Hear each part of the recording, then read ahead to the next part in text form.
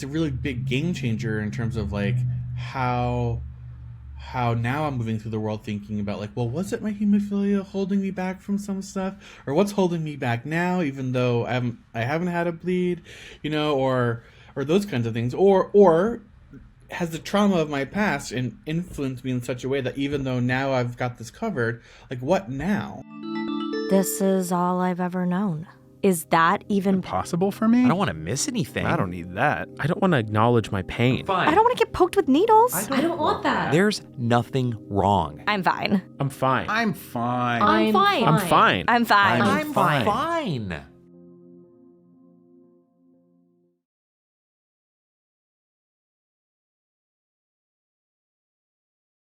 My name is Justin. I'm a visual artist in Maine, and I have hemophilia A with an inhibitor. Welcome back to I'm Fine, a space where we unravel the complexities of living with hemophilia. Today's segment, we dive into a deeply personal story of change, challenge, and self-discovery. For Justin, it's been a journey of artistic expression, personal growth, and confronting an evolving identity. You know, when I developed the inhibitor when I was 25, like hemophilia and like just became everything, and I was living and breathing and eating it. And I think what I then wanted to do was think about like, all right, well, how does this that identity, which is like taking over me completely, like become mixed into like my creative practice? And so I did like a bunch of projects where I was making artworks about hemophilia and then also trying to like create a platform or lift up other creative voices in the community by like having some art exhibitions at like the annual meetings and stuff. So I think that was a way in which I was trying to like super like embrace the identity and like mix it in. So I think right now I'm in the stage of like rejecting it a little bit, but I think it's more in that like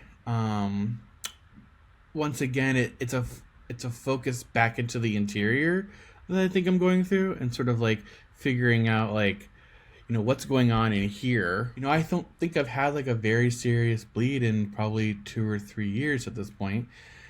And like, what does that mean to me, like as a bleeder, and like to not be bleeding? I'm no longer infusing in my veins. And so like the trauma has kind of shifted from one location to another, but it's like a sort of different site, and maybe it's sort of detached enough where I don't have some of the same issues around it, right? But when I was in Antarctica back in February, I had the beginnings of an elbow bleed that like really scared me. I started spiraling in terms of thinking about like, what's going to happen to me? I can't maybe get more medication. I think I have enough. Do I have enough? There's definitely less control maybe in some of these new like more invisible treatments. Yeah, it's totally a trauma response. Oh, maybe I'm not actually as good as I thought I was. What does this new normal look like? It's a really big game changer in terms of like how now I'm moving through the world thinking about like, well, was it my hemophilia holding me back from some stuff, or what's holding me back now, even though I haven't had a bleed, or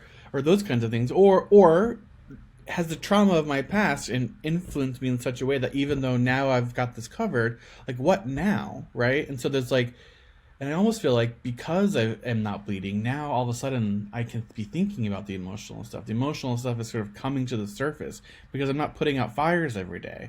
And so how now do we support our youth or support our community members with this like wide open territory that like is sort of unexplored, but like also they don't have the skills to navigate, right?